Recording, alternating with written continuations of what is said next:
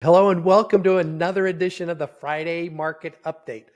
So after spending a week above 7%, interest rates dip back down into the high sixes again. So we're celebrating that. We've been seeing a little bit of pullback in buyer activity when we get above that 7% figure. So it is always welcome news to be back down below this number. So the markets were trading water without any earth-shattering news, waiting for Jerome Powell and the Fed to provide some insight this week.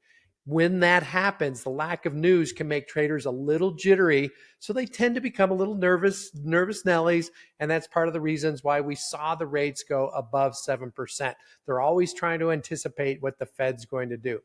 So we received welcome news after the Fed's two-day meeting and the press conference held by Jerome Powell, the Fed chair, after their meetings. So while Wall Street was changing their assumptions prior to the meeting that the Fed would only do 2 rate cuts this year to the Fed funds rate, it came out that the Fed still anticipates 3 rate cuts. That's always good news, showing those rates coming down. So the primary reason for this had to do with the job market. So we've seen inflation come down, and that is definitely trended downward, and it will be harder and harder to get down to that 2% inflation target. The Fed realizes that if they stay too high for too long, it could easily impact the job market and send the economy into a recession. They absolutely don't want that to happen. They want to have a soft landing. So think about it this way. When you go on a diet to lose 20 pounds, it can certainly be a little bit easier to lose that first 15 pounds. It's just kind of excess there. It's a little bit easier to take off, but it's the last 5 pounds that can be the most difficult to lose. So some people at that time just throw up their hands, they give up, they start going off their diet, and they go way off the rails. So the same type of thing with the Fed. If they press too hard on the job market, it could completely get stressed out and get out of whack. The unemployment figures could go way up, consumers could stop spending, employers stop hiring, and the Fed wants to avoid this at all costs. So they need to ease up a little bit just to keep that job market solid and not get off track. So going forward, it is highly likely that rates will just kind of do a general glide downward slowly instead of a steep, quick decline. This could help avoid a frenzied real estate market if rates were to drop too quickly. Now, talking about the real estate market, the Federal Housing Finance Agency, FHFA, just released a white paper analyzing the lock-in effect of rising mortgage rates. The FHFA tracks all homes that are sold and purchased with a mortgage.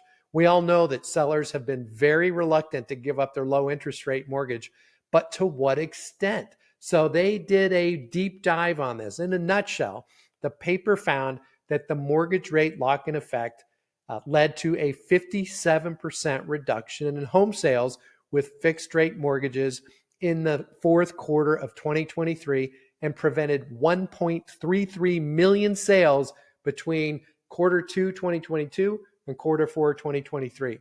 It further went on to say that the reduction in supply increased home values by 5.7%, outweighing the direct impact of elevated rates, which decreased prices by 3.3%. It's what we've talked about a lot. It's a supply issue that is driving up values more than the increase in interest rates. As rates drop, we will hopefully see more of these locked-in homeowners list their homes and be able to move with the life changes that so often occur over time. So in my opinion, we're not out of the woods yet, even if we see more homes come to the market. And I still think we will have a supply problem. I would love that the builders are still building away. Keep those houses coming. So just hang in there. I do believe we're going to see lower rates and we're going to see more sales this year. So as always, if I can be a resource to you to help your buyer get pre-approved, feel free to reach out and send them to billgaylord.com. So until next week, hope you have a great weekend and we'll see you next week. Bye-bye.